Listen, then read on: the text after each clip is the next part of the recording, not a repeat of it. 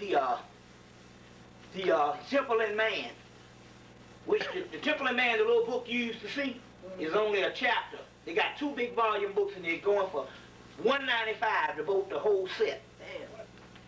You see, the $195 the whole set and all, and they just re-released it. This stuff wasn't in it was in French. You see, it was in French, so they just re-released the thing, going for $195. You see, now, Pandora's box. Pandora's box. There's several meanings to this particular thing, but the Ark of the Covenant, when you see it on the movie, Raiders of the Lost Ark, when they open it, that was Pandora's box, the same type of meaning of Pandora's box you see in the actual movie. The other movies you need to go see, or you need to go rent, is the Hellraiser series with Pinhead and the box. Now a box is a circle. Same thing, a cube is a circle. So you go get the movie, you go get the Hellraiser series. You get the movie, the Hellraiser series, Pandora's box, you know, and get that particular movie. And it talk, you know, how the box opens up and all this particular part. But go get the Hellraiser. All of them are good. The third, there's 4 Hellraisers. The 4th one is out of sight. Bloodline. The last one. You see, yeah. That's thorough. The last one, number 2 is hell. Well, all of them are good, but number 2 is hell because they unleashed Leviathan. They talk about Leviathan in the actual Pandora's box. But that Hellraiser series is the one. Now it's interesting that everything is based on a ritual. So the last book, the last Highlander series is interesting. That the last Highlander series, MacLeod has to go and he has to fight his ultimate warrior, which is Cain. Which is same as Set Typhon is Cain. But it's interesting that they use Mario Van Peebles to play Cain. He has to kill the black man to get the ultimate prize in the final one of the movies. You see what I'm saying? Which is interesting. We're going to get into the Cain thing in a few minutes because I broke the riddle to the Cain thing and we're going to get into that particular part too. You saw the movie Fallen with Denzel Washington. Go back and get the movie The First Power and look at the movie The First Power and look at the movie The Fallen and see the similarities on the same movie. You see, you get The First Power with what's that white boy name? That guy, that Indian guy. Lou Diamond Phillips. You get that movie The First Power with Lou Diamond Phillips and study it. The second version of the movie, see, they always put these movies out, part 1, part 2. The movie came out in 91, or 1990, I think, 90 or 91, as The First Power. It was in California, Los Angeles. The movie comes back out again in Philadelphia in 1998 as Fallen, part 2. The first one, the person who had to subdue it was a Native American, Lou Diamond Phillips. See? White boy couldn't fight it. The second time it was the black man. And the black man, later on, just straight up lost to this shit. Come to find out that he was it. But go see the similarities to the movies and you'll find out that these movies are all the same. Part 1 and part 2. Now, go and rent the movie Clash of the Titans. And look at the guy Calibus, who had the doggone tail and the horns, and it was Satan, and look at him real good. And they'll say that Zeus, which is our enemy, we talked about that. For the people that don't understand the story, get your Titan books. I gave you a Titan book, which we are the Titans, and Zeus is the one that fought against the Titans. So it's a dollar about Jehovah, Yahweh, the masculine energy, in so many words. Zeus punishes Calibus in the movie. Now, the movie Clash of the Titans was written by a guy, Dean Allen Foster. Dean Allen Foster wrote Clash of the Titans. He wrote the first Alien movie. He wrote a movie, The Thing, and he wrote a couple of other movies. But it's interesting that the same guy, the guy who wrote all these particular movies,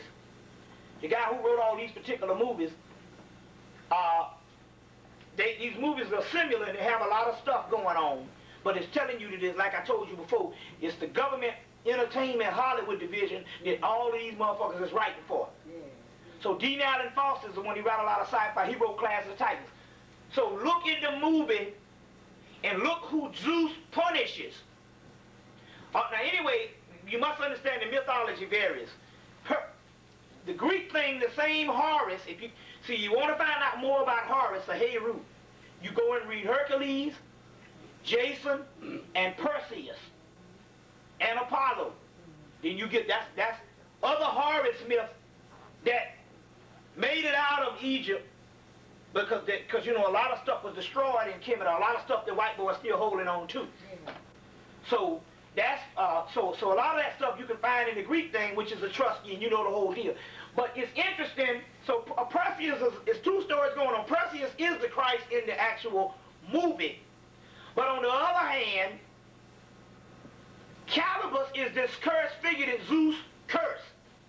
Look at his features. And look at his features real good, the person that they curse. And he has to live in the desert. Which is, anytime the desert is always symbolic of the underworld, also the ghetto and all of that, or the swamps. And look at his features. He got a damn afro. He's red like set typing, but he has an afro and it represents the cursed black man. But it can also represent where they reverse the script. Crossing the burning sands when they sent him out to Riaku created him. It's the whole thing. It's the whole thing. Because you got to realize the mythology is complex. You can't. It's not never one thing.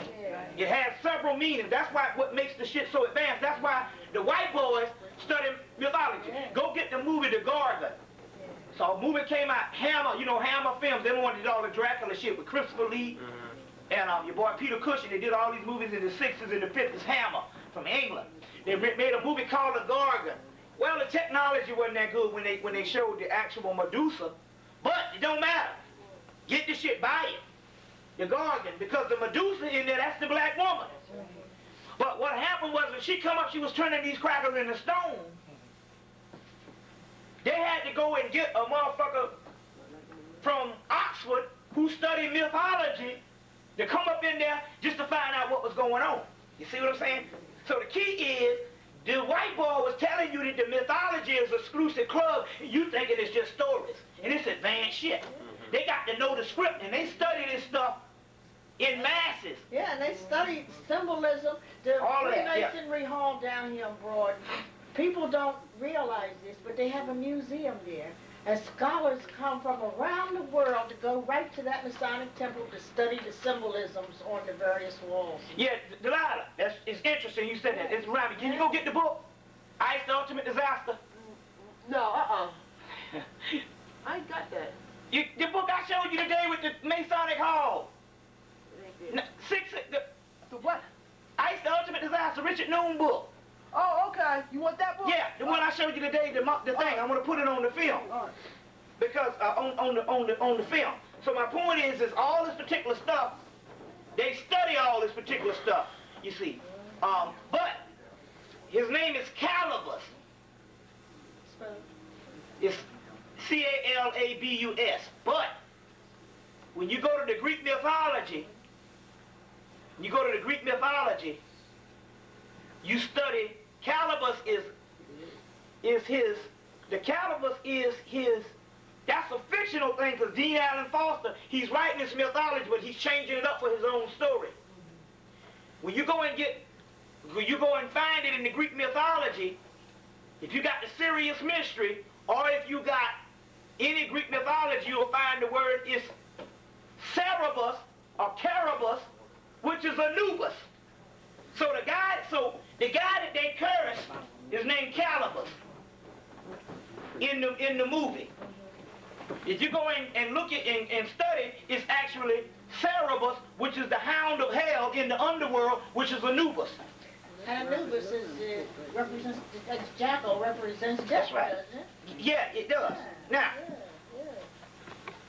in this book, 5/5/2000, Ice the Ultimate Disaster. If you look real close, can you zoom in on it? Yeah, I got it. This lodge right here is built like a replica of the Egyptian temple. Of the Egyptian temple. This lodge is downtown Philadelphia. Mm-hmm. I've seen it.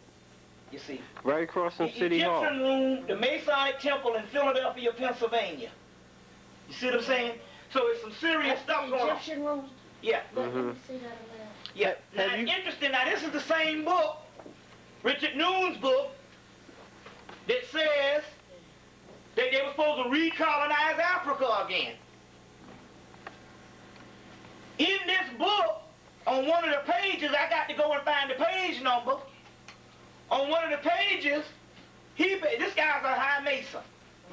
He says, bearing witness to Noble Drew Ali and the rest of them, he says that in the 1700s or the 1800s, they found a stela, which is a stone slab, with the hymn to Akhenaten on it in Oklahoma. Long before they found Akhenaten's tomb. They found this stela in Oklahoma. It's in the book, but he's a Mason. Richard Noon, Ultimate Disaster. Also, in the book, right after he talks about them finding Akhenaten's stone, his stela in Oklahoma, he talks about a certain group of Indians, or Native Americans, or he just say native. He don't even say Indian. He says some Wachita. It's not the Wachita, but it's a name similar to the Wachita. Who were the Moors? Well, the Moors, but it was another name. It's an offshoot name, but all that shit is Wachita. It's the same close link. He says in this book that there's a group of Indians that they found in Maine and on the East Coast that read and wrote in Egyptian hieroglyphics. Now, it was interesting because they found this Akhenaten stela in Oklahoma, right? Come to find out that the woman, the Empress Bernice of the Wachita Nation,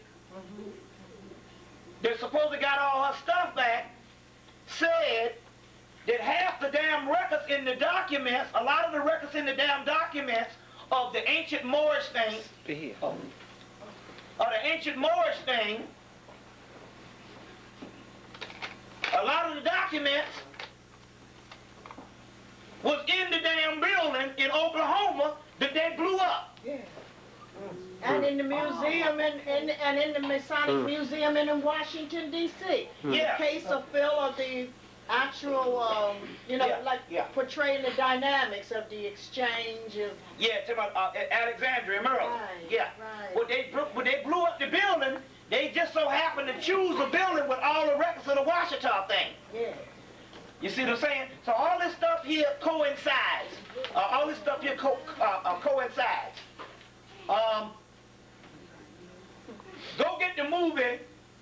Go get listen to the song, Michael Jackson's Thriller, with Vincent Price.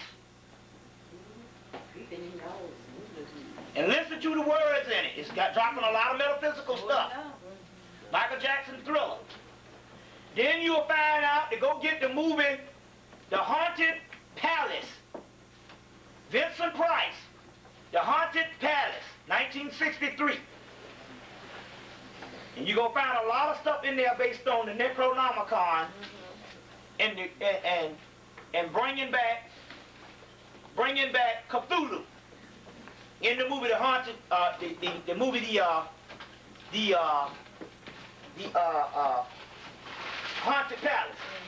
Now, go get the movie Alien Resurrection. The movie Alien Resurrection. Because in that movie Alien Resurrection, that's the last alien. In the alchemical text, they say that the melanin is called the most precious acid.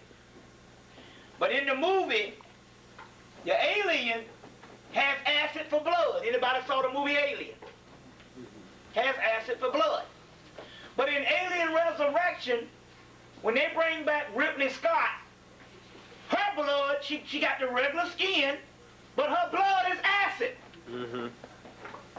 which represents melanin. You see, it's all in the movie. Now, I'm going to show you, I want you to go do another thing too. I want you to go, hold on, let me hold it, that thing. I want you to go, and I want you to go back, and I want you to get, just go in the thing, if you don't want to buy it, go and look at the back of the box of the movie, go look at the back of the box of the movie Predator and Predator 2. Predator 2, if you listen real close to what they're saying, it's on the back of the box. On the back of the box. If you listen real close to what they're saying, they will say that there's an urban war going on, but they say this predator comes, but when this particular predator comes, they call him a savage alien. Look at the play on words. First of all, they ain't called but one people Savages. Yeah. Black people. Now how could a person that's got the technology to get to where you are and you ain't got the technology to get to where they are, why would you call them a savage alien? And as you know, he got the spears and the boomerang. And the locks. And the dreadlocks. You know about the dreadlocks. That's common now. But on the second one, look at the brothers that when they come back, when Danny Glover fighting him and he hurt him, and they come back. Look at those particular brothers and look at them real good. First of all, you will see that they're all different. But you will see that there are different types of Africans from around Africa, different tribes. That's what you're going to find out. Now, go and get Alien 1. Because in Alien 1, constantly, they got African drums beating throughout the whole movie. See, not Alien 1, Predator 1. I keep saying Alien. Predator 1. Predator 2, I just told you that. You'll go study when all of the predators come back. Study when all the predators come back. But then study Predator. Go get Predator 1. Go get Predator 1. And what you're going to find out in the doggone movie is there's African drums being beat. Y'all want to take a break? No, go on. I'm totally damn losing all train of thought with motherfuckers walking on.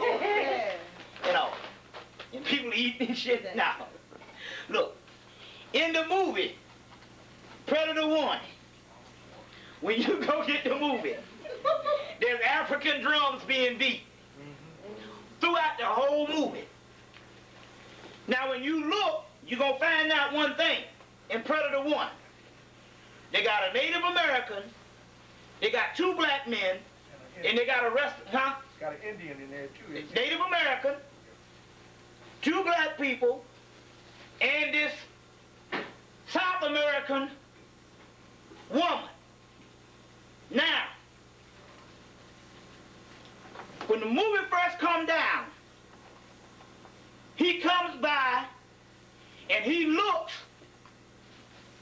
at the black man, looks at him. The guy said, he looked at me, but he don't kill the black man at first. He kills all the white people immediately. In the movie, this is the first one. The Native American know what's going on, but he don't kill the Native American. This white, he comes down with the South American girl, scoops the white boy up from in front of her, kills him, but don't kill her. Okay?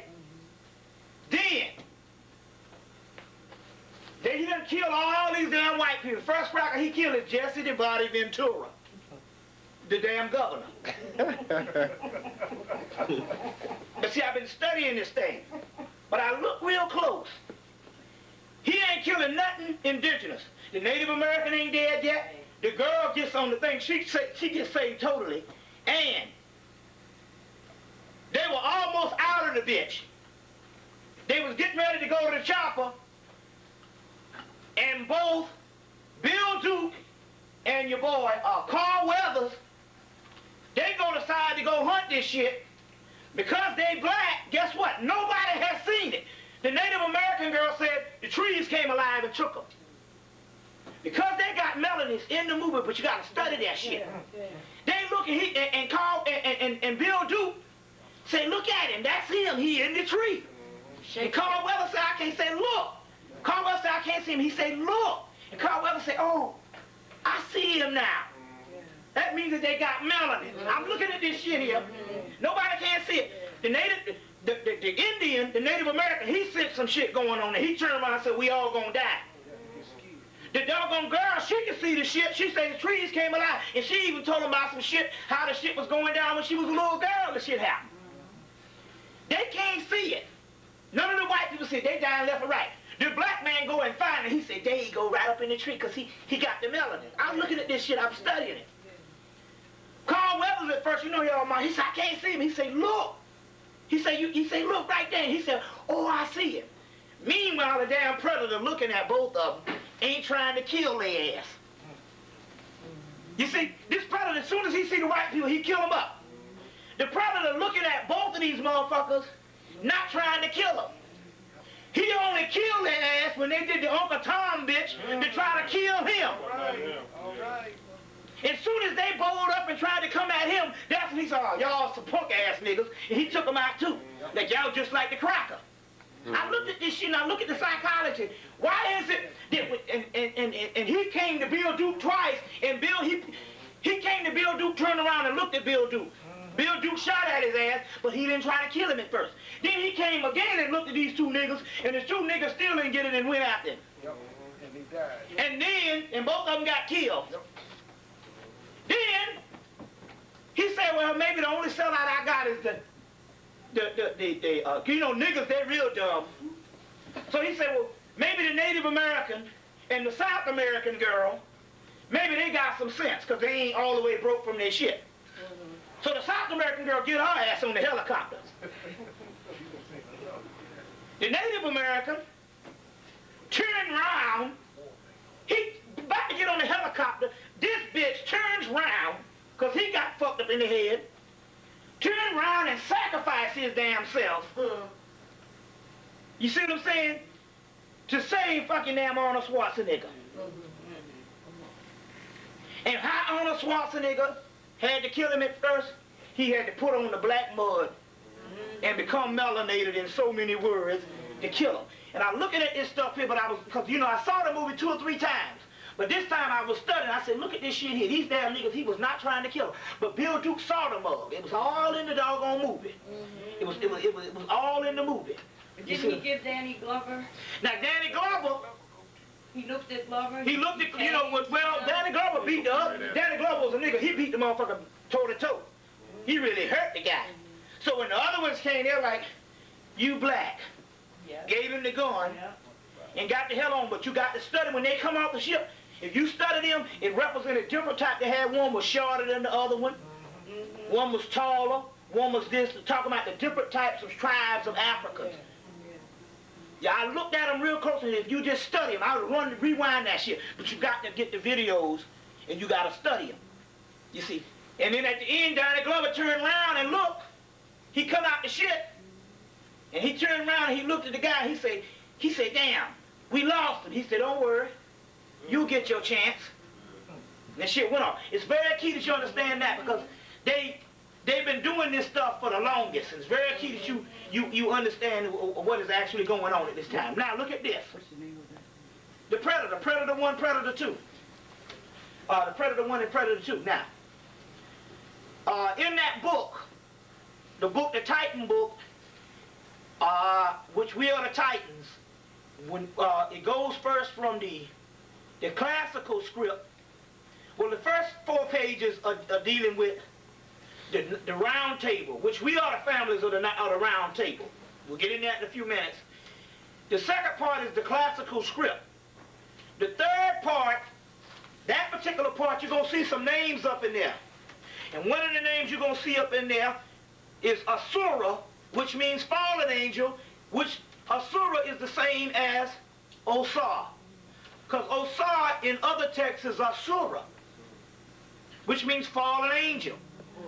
That's why Denzel played the fallen angel. That's Osiris. We are the fallen ones. You down here, ain't you? It's simple. Another word for Asura becomes Ahura in Star Trek. No, I'm gonna get to that. In Ahura Mazda in Persia. Then they took the Ahura Mazda, took the Mazda off, and named the black woman in Star Trek Lieutenant or whatever, Ahura, which means Osiris. The word Ahura, Asura means Osiris. The word in the Quran, Surah, means Osiris. The word itself, Surah, means Osiris. The Greek word Sarah means sister. You hear it talking about my Sarahs. That means Osiris. But it's interesting, the word Ahura in the Star Trek, it's interesting that they named the woman Osiris. Yes. See what I'm saying? They named the woman Osiris. Now, go get the movie. We're going to break down a lot of this stuff. This is very key. Go get the movie, and it's interesting about the brown bottle. Anybody heard about the brown bottle ritual? Mm-hmm. Well, I want to put this on tape because I went to Milwaukee and went to Milwaukee and met this young brother in his early 20s, and he said, yeah, you know I did. He said, I had an old cracker-ass racist boss who was always messing with me, and I did your brown bottle ritual, you said. And he said the next day that motherfucker had a heart attack and died. So that's just some confirmation there. Had a heart attack and died. Now, let's see, I want to, go get the movie Beetlejuice. Mm-hmm. Yeah. They say Beetlejuice, that's the name of the movie, but his name is not Beetlejuice in the movie, his name is Betelgeuse. And every time the dead people start to step out the house, they run into the sandworm. Uh-huh. Yep. The same damn sandworm that's in Doom. Yep. Yep. Sure is. Sure, you see what I'm saying? Yeah, sure is. Same sandworm that's in Doom. You see, showing you the similarities of the way, of what's actually going on. You see. The ancient word, and I'm trying to find out where did I get it from, but you know one of the ancient words for melanin in the ancient text is virus. Is virus. Now go back and get the movie Virus. Osiris, virus. This is the Greek word. It's the same thing, virus. Go back and get the movie 12 Monkeys again. You thinking it was AIDS. The virus was the unleashing of melanin in the universe that killed off all the damn living people. You see what I'm saying? That was the aftermath after this shit got all fucked up. See what I'm saying? Then you got to go and get LeVar Burton. Got a book called The Aftermath. Dropping all the shit up in it. LeVar Burton, he got a book called The Aftermath. And it's dropping all the stuff up in the shit. About black people and all kinds of stuff. But he talks about the virus. You see what I'm saying? But then you go get the movie Shadow Builder. And you will see this particular black smoke that this guy literally is traveling around with. But what happens in the movie, they have to go do an ancient ritual to unleash this guy's shadow, which is melanin in the movie. It's all in the movie. And he's traveling around with this particular thing in the movie Shadow Builder. That's the same as the whole virus thing. You see what I'm saying? This thing is all the connection and stuff that's going down. Then you got to understand, in Eddie Murphy's movie, Vampire in Brooklyn, which I told you, him and Angela Bassett was the Christ in the movie because he was the last one. He said, I'm the last of my kind. He said, because I come from Egypt and I went to the Caribbean, which means the slave trade, and they killed me off, my kind off. And I'm the last of my kind, and I'm come over here to look for my queen, Angela Bassett, working for the cops. Don't know who the hell she is. But he said they kept calling him Nosferatu. Nosferatu means plague carrier. Well, like I told you last night, that's talking about melanin. Anybody infected with the sperm of the Dracula, which is the Draconians, one drop of black blood and you black. See, they turn it all around, they got it steeped in mythology, and you thinking of the vampire biting the blood and they need all of that type of shit. And the shit ain't nothing but the story of melanin. Even when he got in the damn preacher, he said evil is good. You see. And even when they tried to even kill him, the guy told him what? He said, you got to kill him with this, and it was an arc knife. It was an arc knife. There's a lot of stuff, a lot of symbology going on in the movie. And then his casket was a sarcophagus. But even when you go and see the movie Blade, look at the damn casket that his Blade mother got up out of. It was a sarcophagus. You see what I'm saying? It was a sarcophagus. You see, these are the things. Let's go on. You want to take a break, or what you want to do? It's up to you. How much time you got on that? I just put it in. Well, just put it in. Well, let's roll. Go get the movie. We're going to deal with some movies. We got a lot of stuff right now, but I just want to just get through this list because we got some other stuff. But this is, see, the reason why I see what happened was right in somewhere in October, I went and bought up all the movies because the Spirit was saying this is going to be the new, for the remainder, because a lot of the books you get, they say, for the remainder, some of the new stuff, some of the new form of mythology, new form of education going to be deciphering this shit. Yeah. We've been doing it all along, but I'm coming close to it, so I went and got a lot of this stuff because the Spirit kept driving me. So I need to get some. Go and get Body Snatchers, 1978, and look how many people in it. It's virtually all white. Go back and get the 1993 version, and I'll be damned, you're going to find out that there's hardly no time that the movie is going where they don't have black people all through the shit.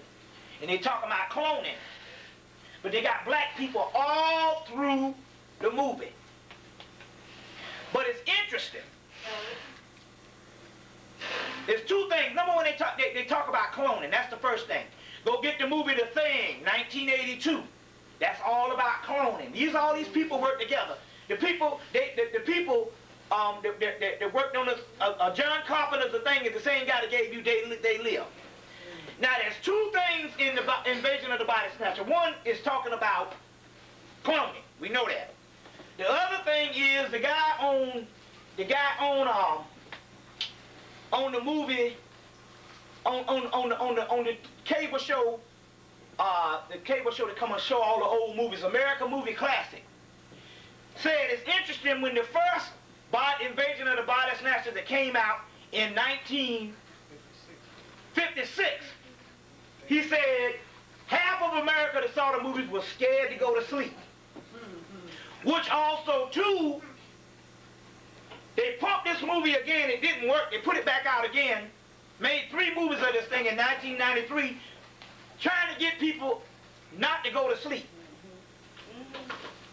But go get the movie, not Puppet Masters, The Puppet Master. No, not The Puppet Master. Get the movie Puppet Masters with Donald Sutherland, 1993. Not The Puppet Master. Get the movie Puppet Masters with Donald Sutherland. And look at the reptilian so-called alien. And what does it do? The alien get on you, it gets to the back of the spine, and it attaches itself through the cerebral cortex in the back of the spine, which represents the kundalini energy in the base of the spine, and it controls you. But when it controls you, you have one type of consciousness.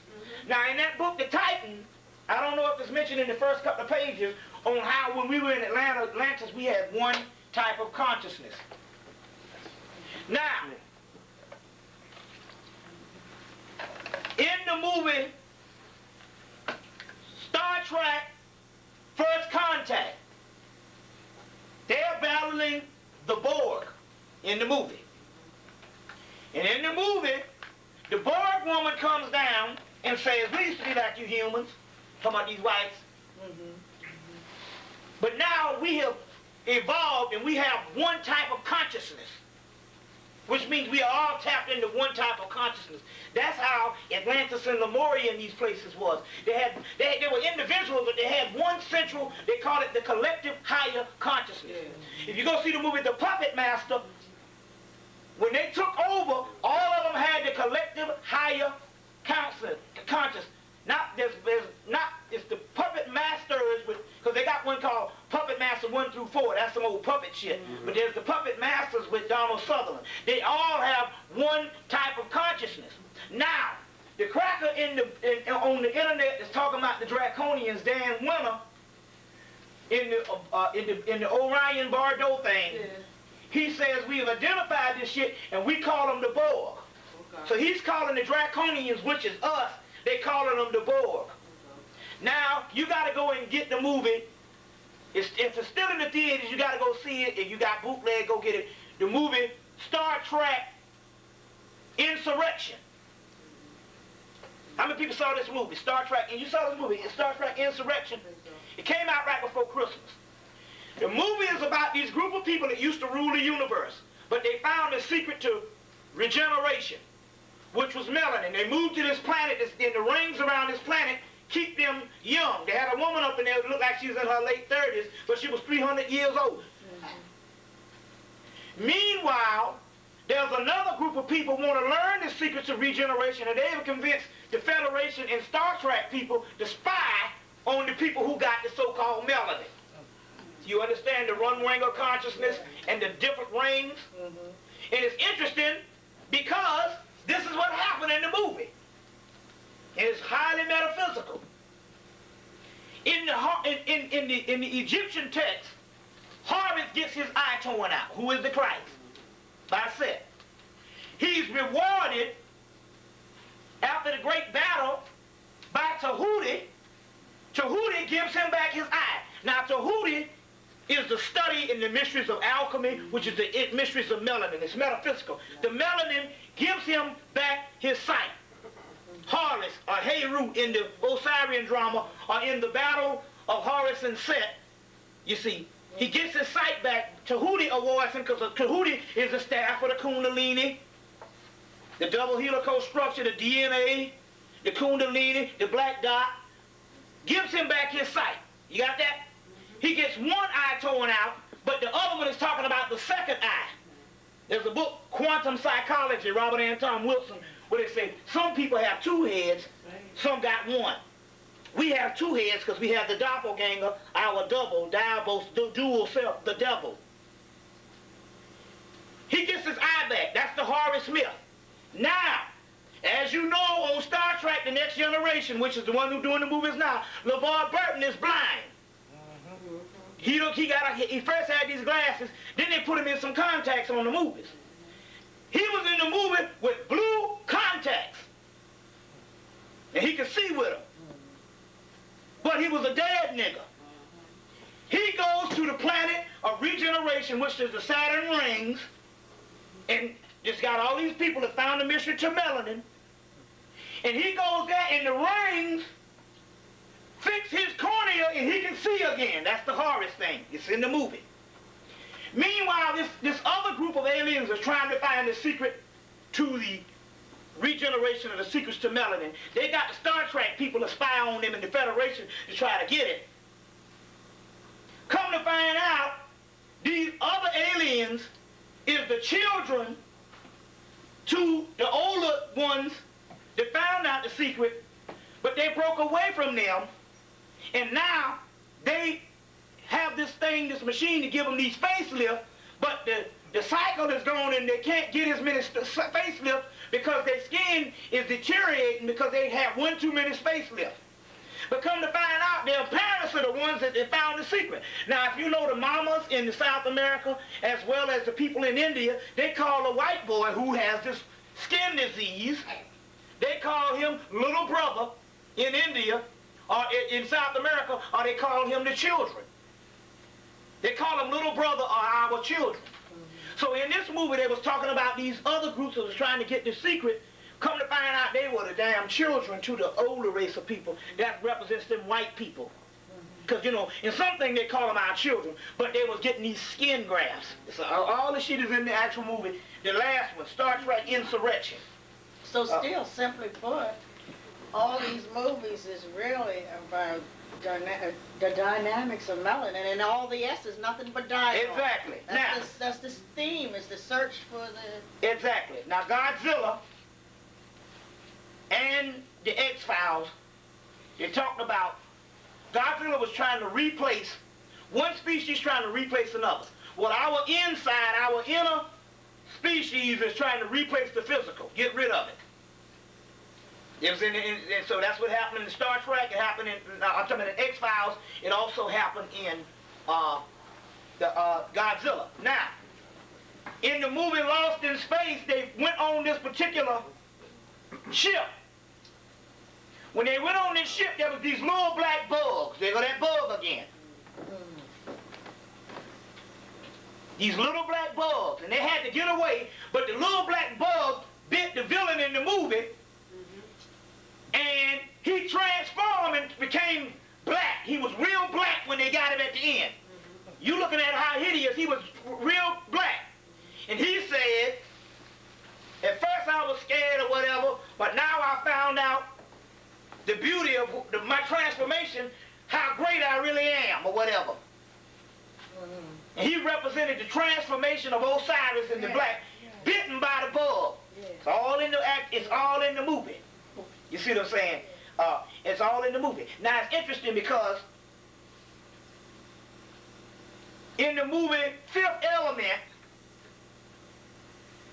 they shot the nuclear power because, first of all, the movie Fifth Element, we talked about it last night, we'll get back in it some more tonight, where we talked about that particular black hole out in space that everything is into. You will see the black hole in the movie Fifth Element. The same black hole that's out in space is in the movie The Fifth Element. They say every 500 years evil comes. But if you study, there's the Phoenix, which is the Christ cycle. The Phoenix has a constellation of Sirius, and the constellation of Phoenix comes every 500 years. So what the hell is the Christ energy, 500-year cycle, evil comes. But they show this evil, and it's this big black ball. That big black ball in there represented the black hole that's out in space. So what they do, they shot the nuclear power into the big black ball, and the damn big black ball got stronger. Now in the movie Mars Attack, because everything is based on the bug. They're killing the bug in all the movies, but in the Book of Law they say the bug is the most sacred to me. Basically, it's the scarab. Now on the movie, and somebody really need to study the roaches, because there's some shit about them. Them Browner brothers. In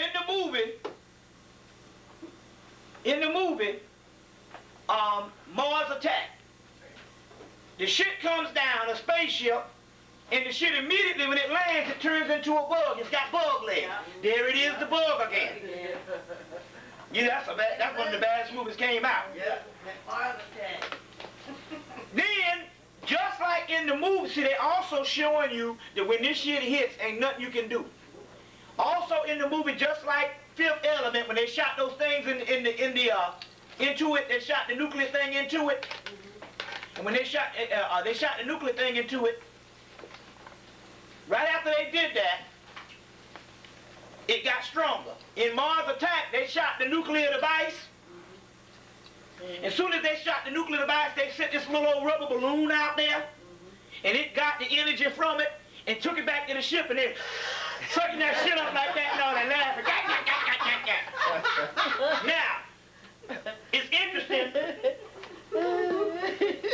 but in the book Mind Control in America, which we discussed last night, they talked about mind control in the United States by Stephen Jacobson. They talked about how they take this music, and if they can change the music to some bullshit, it affects the pineal gland and pituitary gland and shuts down the melody. So, what happened on Mars Attack? They put that damn Slim Whitman on and fucked the damn Martians up through the damn music. That was that old hillbilly bullshit. Right. It wasn't the melanated type of music. Right. You see? That old Slim Whitman shit and exploded their brains. And that's what's happening with the rap now. With these children and shit. They got it right in the movie. They telling you that we can kill a motherfucker through the damn music. It's right in the damn movie.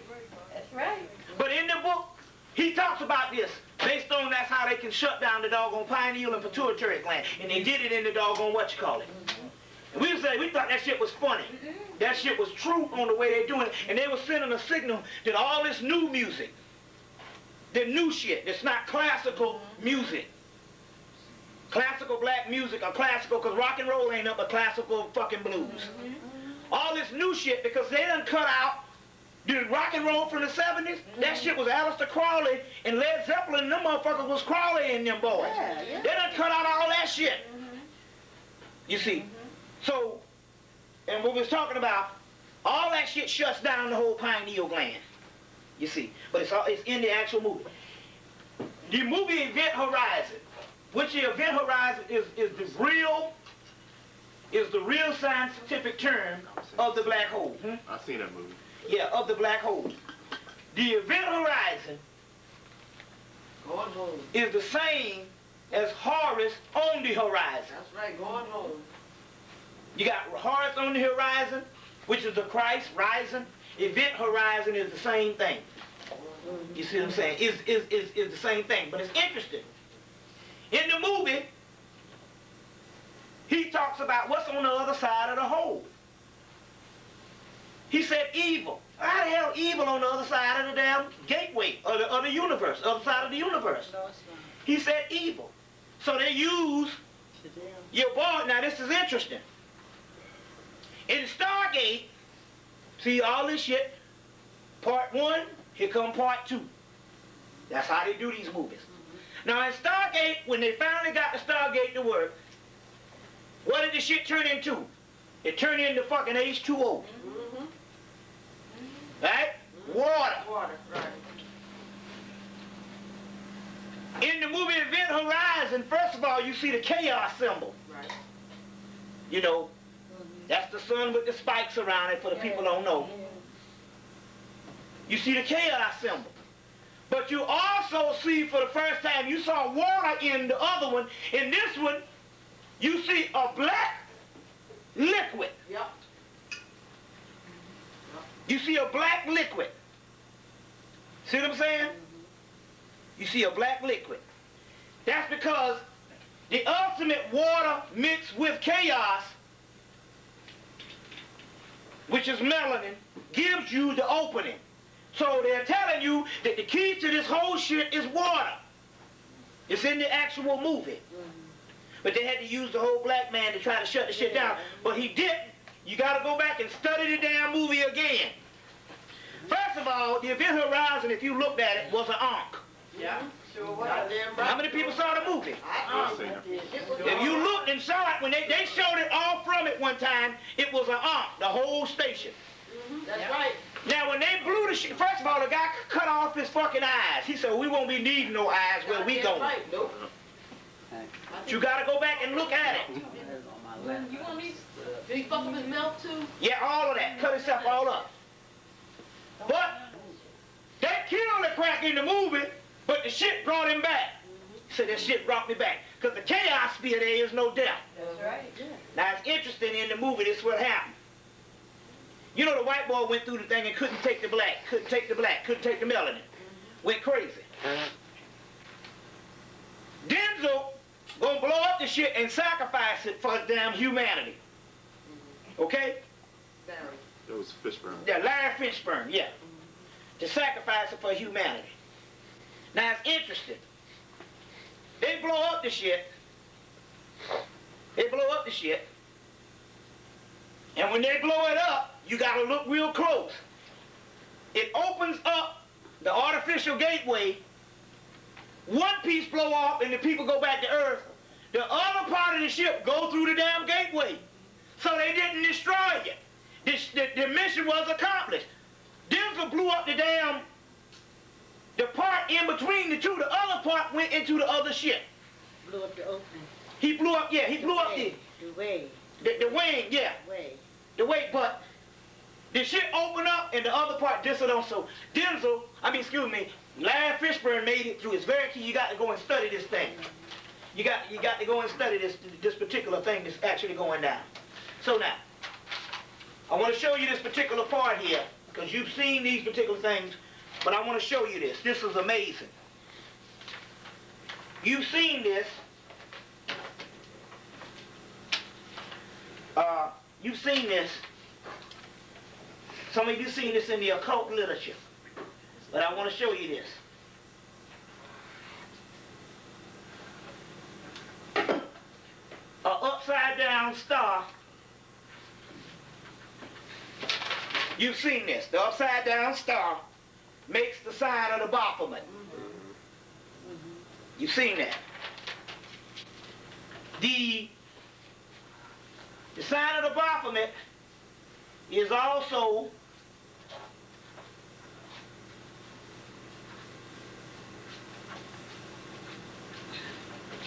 the ram's head. What's the ram?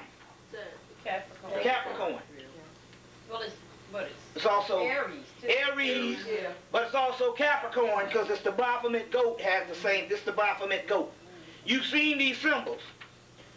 You look at both of these doggone symbols, the next symbol you see is this.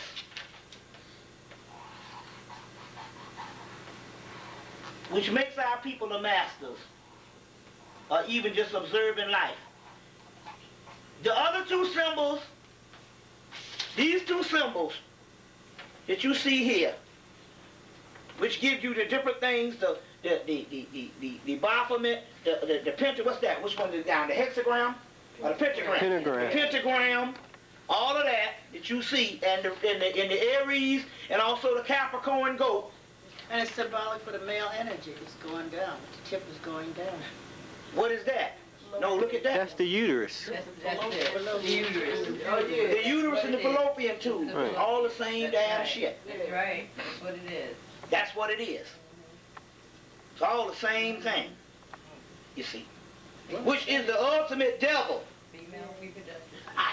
Which is the ultimate devil, because long before there was a spiritual devil that turned it around, the white boy turned our spiritual thing into the devil, but the ancient black man, the dynastic Kemetic, the first thing that was labeled Satan was the Great Mother.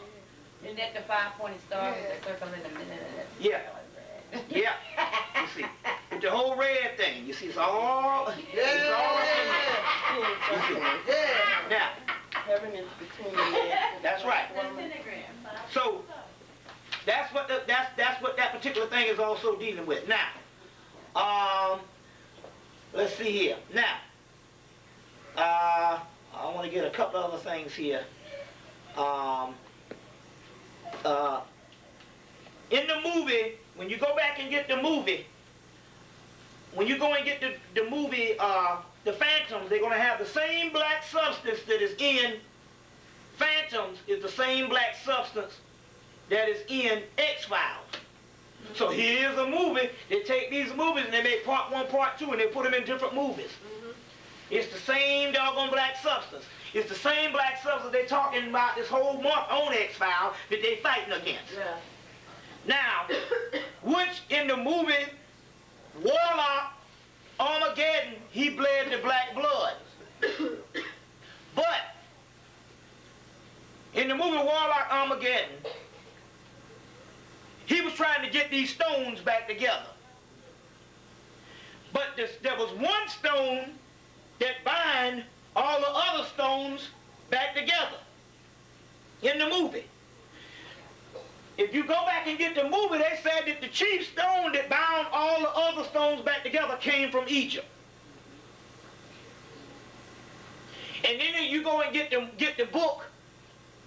When you go and get the book, Greek Myths by Robert Graves, they talk about Lucifer when he fell. They give the actual breakdown of his makeup, and they talk about sapphire, jasper, Yes. ruby, and they give all these stones. And as you know, stones represent the chemical breakdown of melanin, and they give you this thing up and they're telling you that in actuality, that the Lucifer and the whole thing is dealing with melanin. It's in Greek myths also too. But they go in and they give all these stones that they talk about in the movie Armageddon, Warlock Armageddon. He's trying to get all these stones, but they say the one stone that binds them all together, which is the pineal gland, synthesizes all the melanin together. They said the one stone came from Egypt, which means it's the black man. It's in the movie. But he bled the same black blood that's in the X-Files, the same damn black blood that you see that black stuff in the movie Event Horizon, as well as the same black blood or the black substance, hydrocarbon in the movie Phantoms. Our blood is black until it That's right. hits the air. Until it hits the air. You see, so this all is in the actual movie. Now, Well, you can see it in your vein. Yeah, you can see it. Right. I've seen it. in the movie, the Phantoms, the same blood, when they take the blood, the black substance, and they put it on the computer, because melanin is a cosmic computer, so they log it into the computer and it starts talking. It says, one of your species has preordained my existence. The species is black people. The black physical people as the species. They preordained his existence because inside of them was his existence. Inside the melanin. Inside of black people was this melanin that's talking says, one of your people has preordained my existence, which means we carried his existence up to the day inside of us. It's in the movie. Then he says, only in me, melanin, it's in the movie and in the book. He says, only in me, only in my existence, and only in me can you obtain immortality. Not in God, not in Jesus, but in me, melanin, in the damn movie. It's in the doggone movie. In the movie, you see. Remember now, the black guy thing fills up and he says, study my skin. I'll read it. He says, study my skin, remember? Write the gospel, but do not leave. Then the actual substance says, only in me, one of your species, black people, have preordained my existence. Only in me can you obtain immortality, the melanin. They're telling the motherfuckers right on the movie. Not in God, not in Jesus, but in me. which is the Christ. But they say Christ, but the stuff they talk about, you know, it's playing on words, but they're talking about Jesus in the at the And they talk about this particular this particular movie. They talk about hydrocarbon. They literally name hydrocarbon in the damn book. And you go and get Carol Boyne's book and find out that one of the parts of melanin is called hydrocarbon. I think in one of the Greek goddesses or goddesses. Hydra. Yeah. Hydra is the water serpent. Hydra, yes. In ancient Gnosticism, Jesus Christ, or the Christ, is called the stone of water, and he's called Sophia Hydralith. Sophia Hydralith. Sophia is his mother, which represents the birth of the water. Sophia Hydralith, the stone of water. And they said this stone of water is Christ, which is melanin. Didn't the Hydra have 7 heads? 7 heads. 7 chakras, right? 7 chakras. The Hydra and Leviathan is one and the same. Which is Medusa. Medusa also, yeah. You see. The Carabus in is a 7-headed hound. Has 7 heads or it has 50 heads. And the Bible and Revelations talk about the 7 heads, don't they? Yeah, exactly. The monster with the 7 heads. Exactly. Exactly. The Sophia Hydralith, Hydra is the goddess, which is Leviathan, which is a snake, which is also a whale, yes, which is also a worm, wormwood. That's right. That's in the Bible. So you see the worm of Arrakis in Doom. All this shit is the same thing. You see what I'm saying? This is all this stuff is the same thing. You see. Now I want to get into something right now because something happened. You remember I was telling you on one of my tapes. I said it at the meeting of the metaphysical master. I repeated it again, but mainly it's at my first visit at the meeting of the metaphysical master. And I want to put it on the tape because I want to send the brother some energy. And remember I was telling you about how back in 1988, 11 years ago, I started having a series of dreams, a series of thoughts, and I was thinking I was making them up in my head. And anyway, I talked about how I dreamed I went back to Africa. I went back to Egypt, into ancient Egypt, and the people got me and put me on my shoulder and took me to see the Pharaoh. But when they went to go see the Pharaoh, it was my friend Randy Brown, who was in real life, was a very poor person that I hung out with, and I taught how to steal. You see, because I was, like I said, your son of a teacher and a preacher is the worst kind of the children. And my mama and grandma was school teachers, so you know, I taught him how to steal, and he was very poor. His mama was holy sanctified.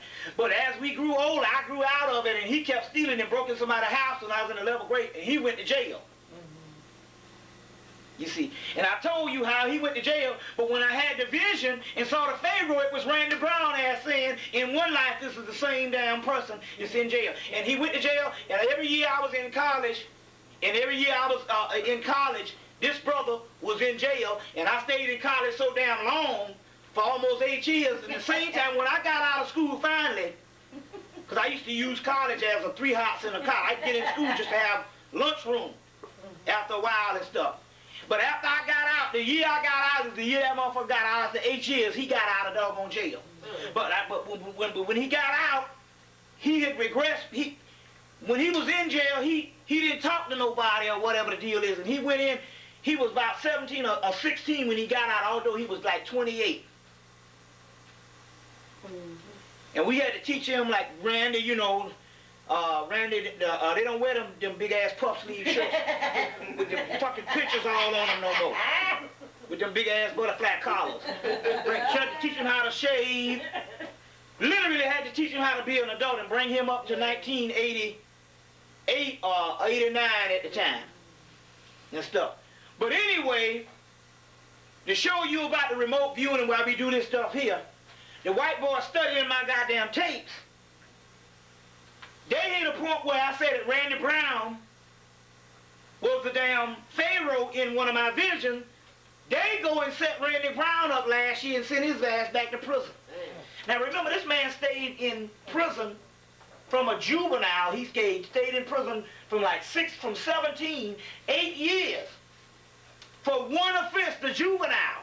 All because some cops was breaking in stores around town and they wanted to make an example, so when they caught him, they gave him the shit, and a couple of months later they caught the cops, but since he was in there and he was another nigga, the 8 years still stood.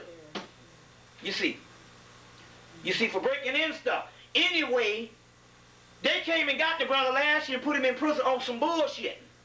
They set him up. And I know it was the government because they was listening to my tapes. And basically what he did, he was working at this store. This place to kill hogs down in the middle of town and shit. And anyway, he was working. They called him and they said, we want you to clean up the place. So when he was up in there cleaning up, they told him to move the cash register and clean from up under the cash register. So when he moved the cash register and cleaned from up under the cash register and put it back and all, that night they came up in there and broke in the damn place, took the damn money, and when they came the next day, his fingerprints all over the shit. And they sent him back to jail.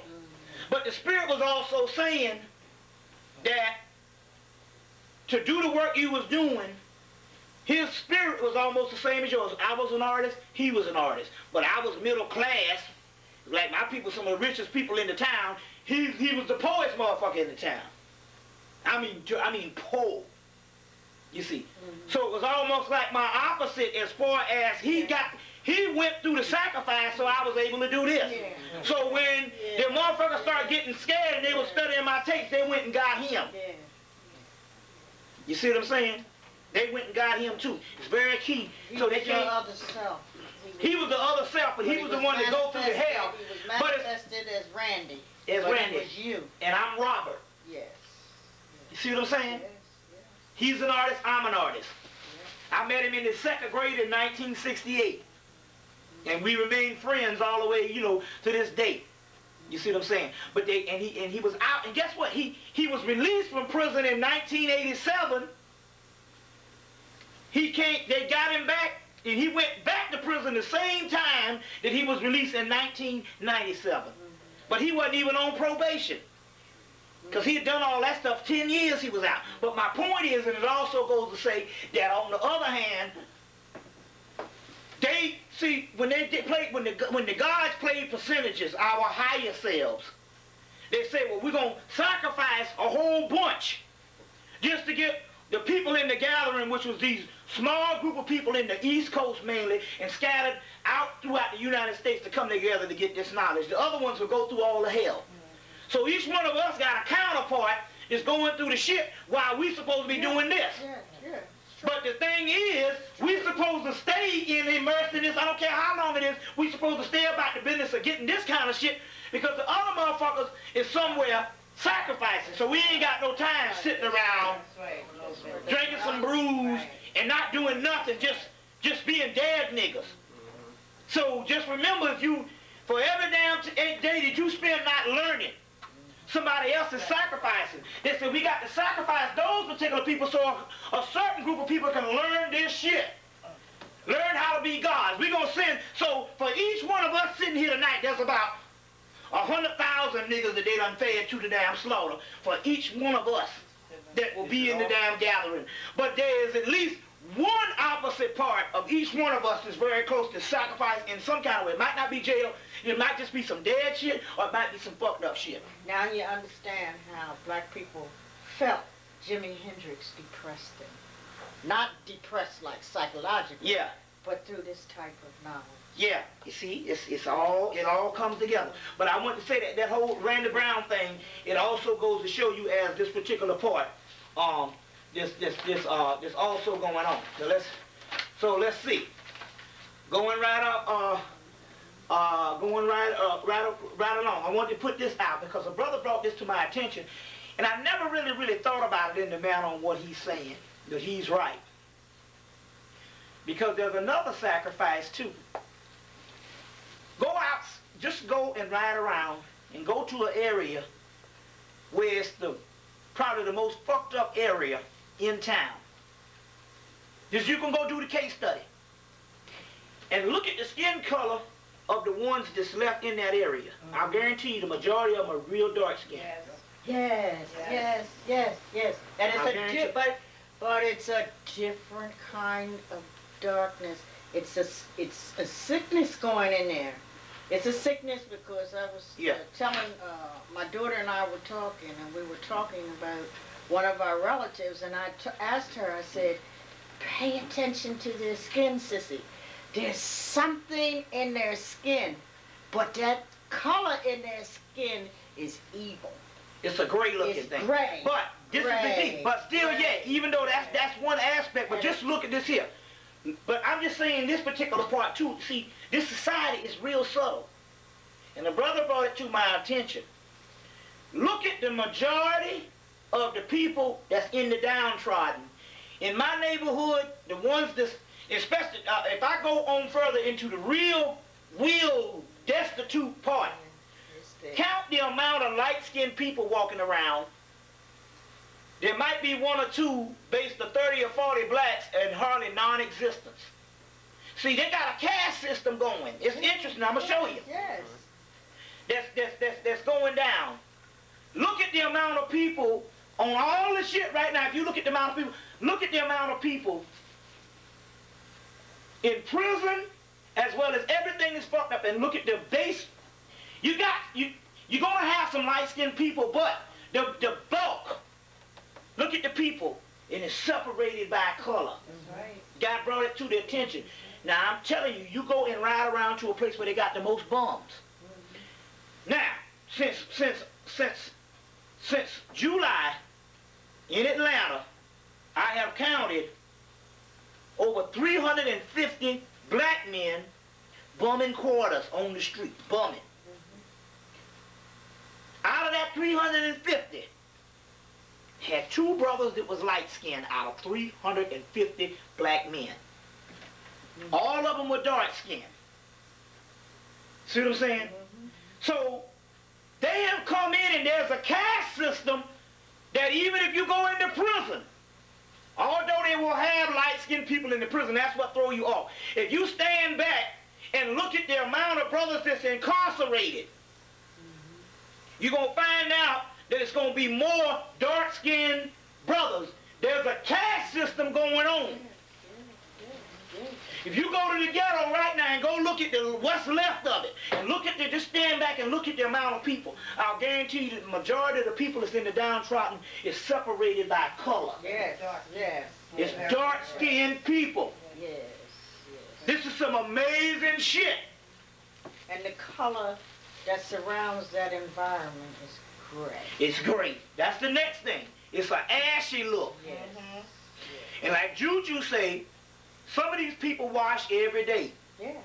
But they can't get there. He said when they wash every day and they still look a dingy look, that's because they done fuck with them and something with their aura is fucked up. Yes, yes.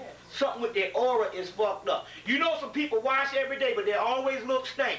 That's that force evil that these scientists and people It's who what- study this in white societies, this is what's happening. It happens through the medication they're taking. It happens through It's a thing. They don't look. You will see them. They don't shine. They don't look what you call it. It's something about them. when they're I sick. see them, and it's not only that. This is none gone beyond that. I look at the brothers and sisters that work down at the paper with ginger. And a lot of them got a damn dingy look to them. Yeah. And although they got money and all that kind of shit, they got a dingy look to them. Juju hit me to that thing. He said, look at them. He said, you got to look. A lot of them don't shine. And see, it was interesting because the sister Tambakila, the one that said that the 3 black men came and got her, she would tell us on the phone. She said, I meet a lot of black people ain't got no light at all. Yes, yes. I was like, what the hell? You know, we all got light, and I couldn't understand. And Juju kept saying, he said, look, man. He said, look. He said, they got a dingy shit to them. He said, they wash every day. But they don't shine. I think the sister explained it. There's no light coming. There's no light coming out of them. And guess what?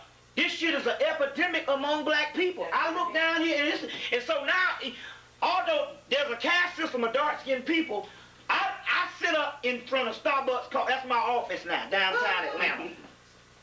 go to my office, Starbucks, and I sit up in there and I look at all, and it's a 40-story building, and the Starbucks is at the bottom, and all the black upward mobile coming in nice fashion clothes and all the suits and shit, and you can see some of them, they got a stink look to them and a dingy look to them, and they don't shine. That's what it is. A lot of those Africans come over here like that too.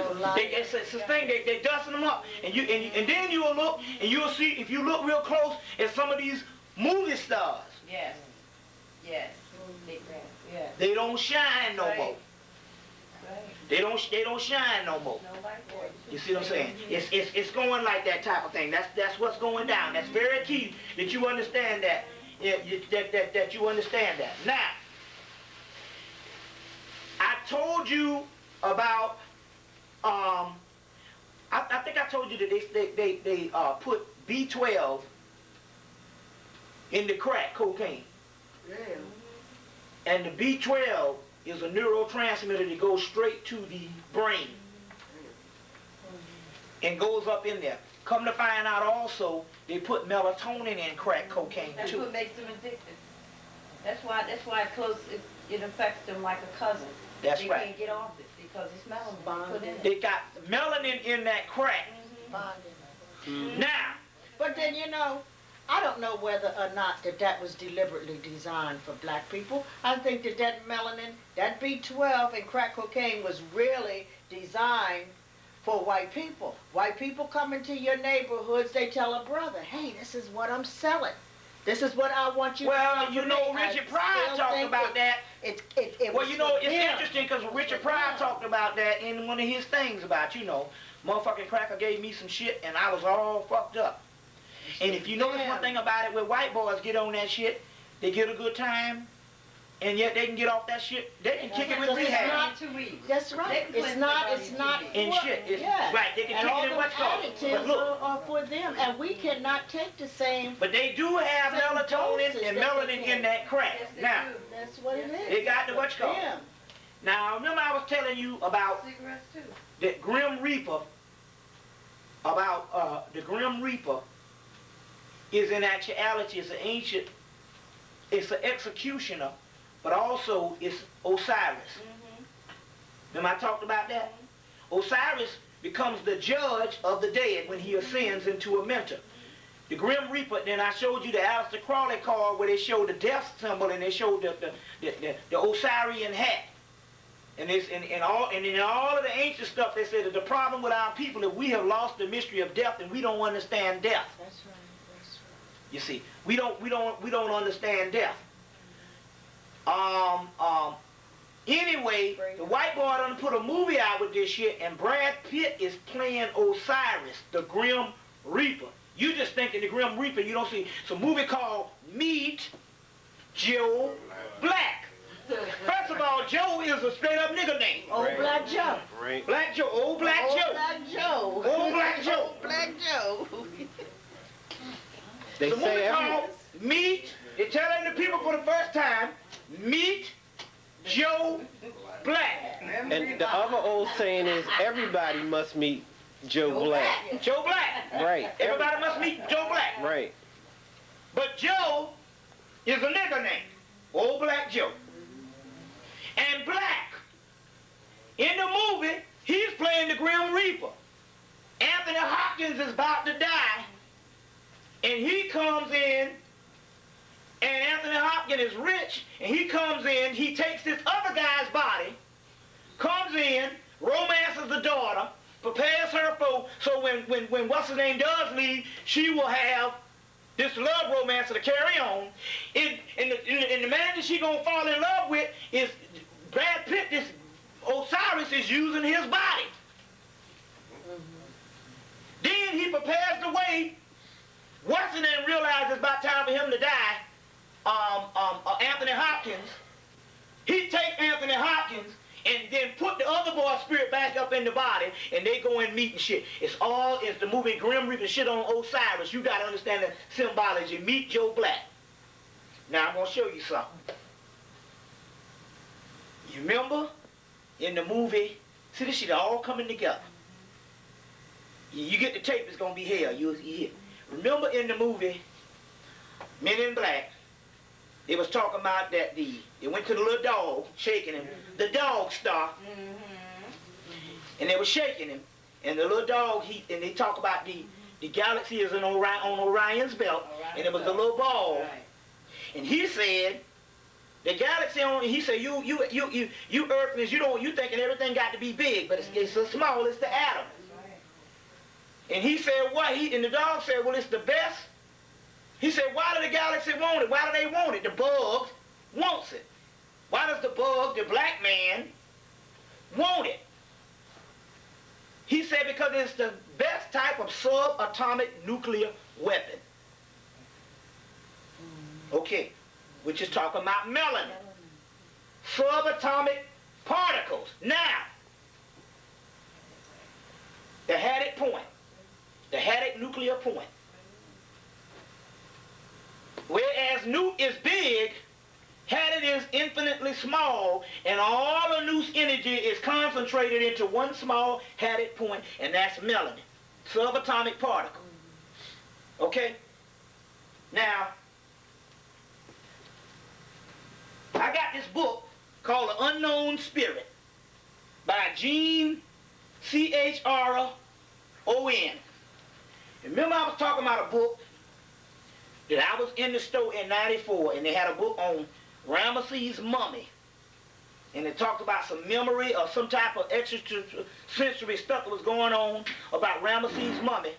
And I saw the book, and I didn't have enough money, and I hid the book that night and came back the next morning, and they was watching my ass, and they came and got the book right after I left, and I've never been able to find the book again. Last week I was in a store and opened up this book because I didn't remember the name, and found the book. And I asked the guy, I said, is this book out of print? He said, no, it's not, so you can get this book. Gene Chron, The Unknown Spirit. It's a book talking about black holes, and it's interesting. Same shit I'm telling you in the damn lectures. This is a book talking about black holes in its relationship to subatomic particles,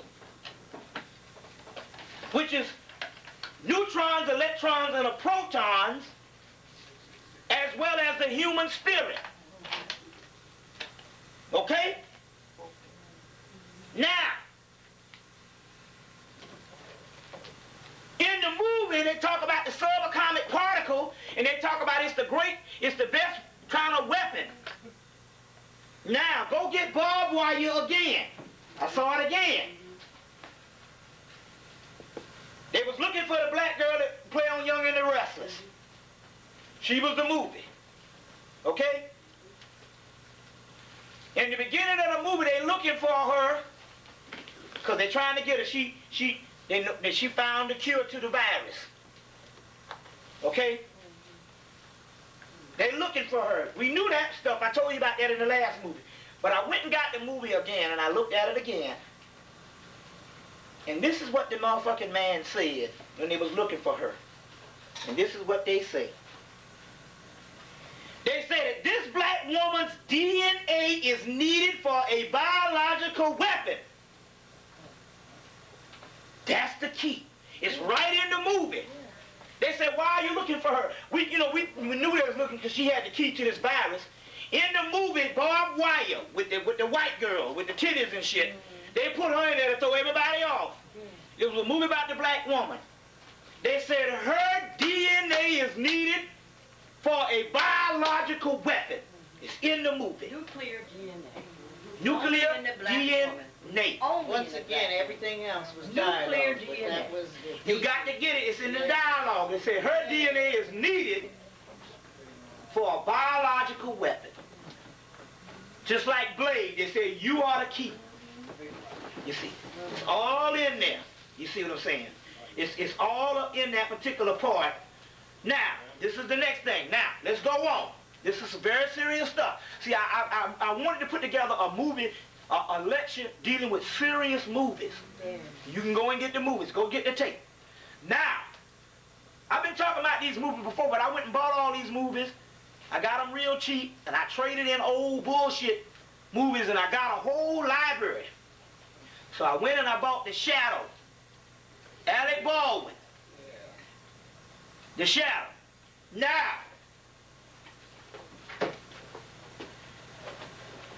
the year 1999, Nostradamus' prophecy in 1999. In the year 1999, 7 months from the sky, there will come a great king of terror, resurrecting the great kings of the Mongols. Before and after, war reigns happy. You automatically think of China. You don't understand that Mongolia is also Tibet, which was the land of the black man. We know that China and all that is black too.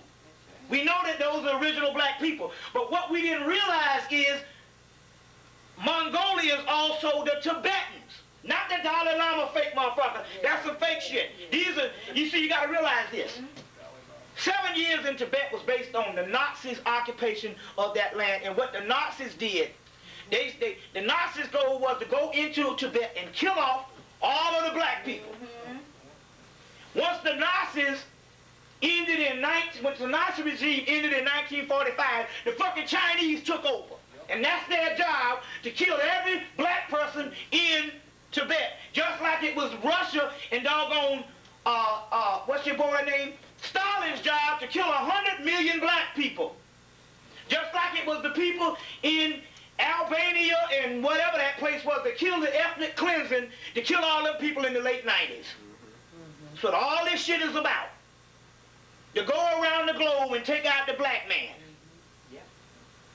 But they didn't realize it was transferred. They didn't realize the seed was transferred to the West, so they could kill off all the old things. That's why he said in Eddie Murphy, we are the last ones. Now, let's get this. The Caribbean, he came from the Caribbean and America, because Angela Bassett was in New York talking about the diaspora. We are the last ones. Now, look at this.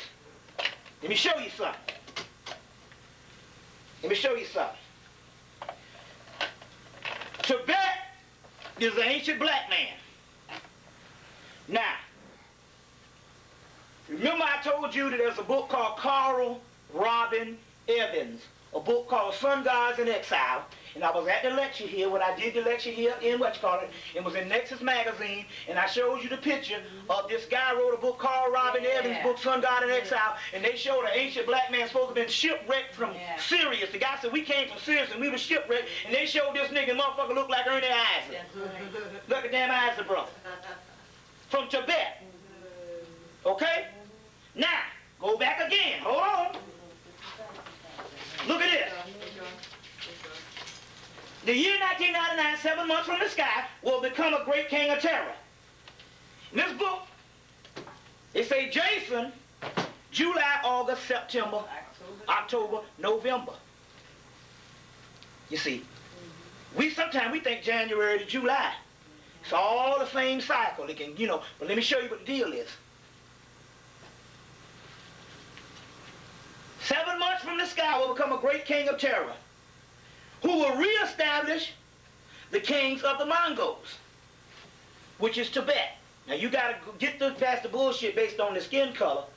You gotta go and get the movie, The Shadow. 1984, Alec Baldwin. And in the movie, the villain comes from Tibet. He's the descendant of so-called Genghis Khan, the great king of the Mongols. The white boy over there in World War II, he over there in Tibet. He learned some of the magic, Alec Baldwin. But he could not get the mystery of the knife that had a demon head on it. Or he learned all the shit how to throw his mind in the cloud man's mind, but he could not fuck with that damn knife that had that demon head on it. And he left Tibet not knowing this art. Gotta go back and get the movie. The other guy, by him being being a black man, he's playing the black man. He's playing the great king of terror that they're talking about in here. Remember that they got to establish the enemy in these movies and kill it. Okay? Now look at this. He, because he's a black man, he go to damn Alec Baldwin, master, master the damn knife and kill Alec Baldwin, master. He comes to the West. He meets up with Alec Baldwin and says, you need to join me. We can do some shit. I'm going to take over the world. You know, Alec Baldwin is some America shit. He throws Alec Baldwin a coin with a hole in the middle. That's still the chaos symbol. He threw him this coin. Alec Baldwin had already saved one man's life. This other Chinese fella, the guy is a metallurgist. He goes and take the coin to get the coin analyzed. And at that time, when he go to get the coin analyzed, that's when they start dropping. And he said this coin is called bronzium. It's called bronzium. And he said, what is bronzium? He said, bronzium is a material that was around before the earth was formed. Okay? You know, in Deep Impact, they say that a meteor is the stuff before the earth was formed. The stuff that was left over is what the meteor is and what comets are. Okay?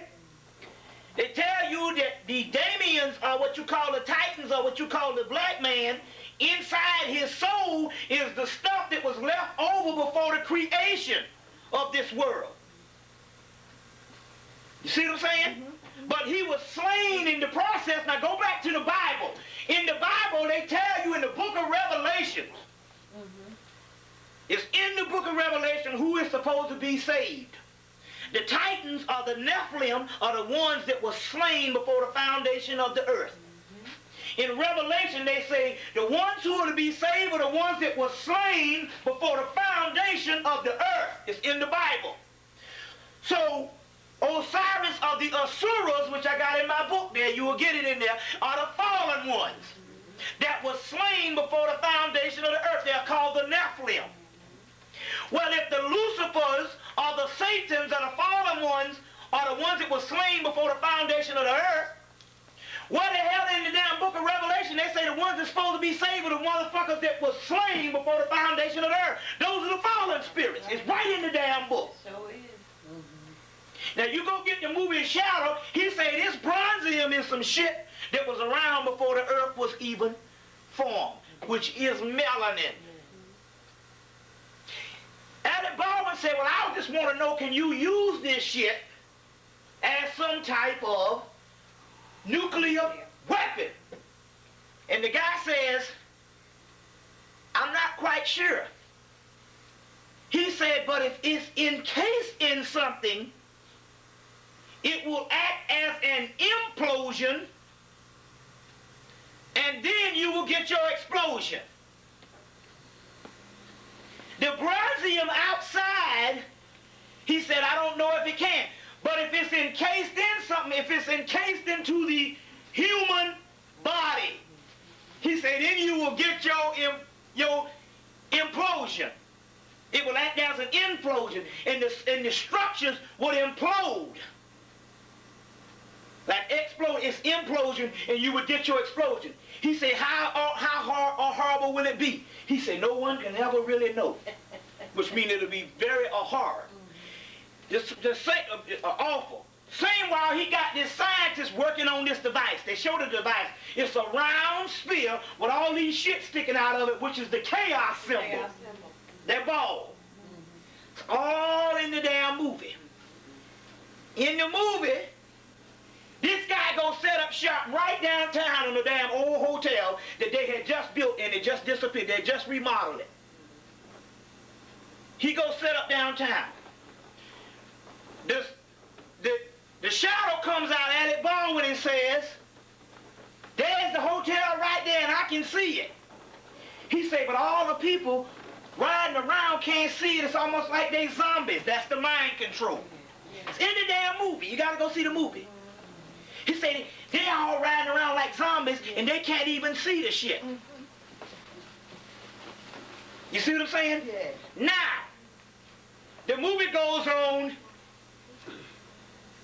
He about to get killed, the shadow, because this guy is all hell. And he learns the mystery. In order to kill this Mongolian guy, he learns the mystery of how to use the damn knife or the sword, and ends up defeating him. But what he does when he defeats him, he puts him in the insane asylum, and he cuts out the frontal lobe of the brain and cuts his pineal gland out and shit, so the motherfucker can't use his magic. It's all in the movie.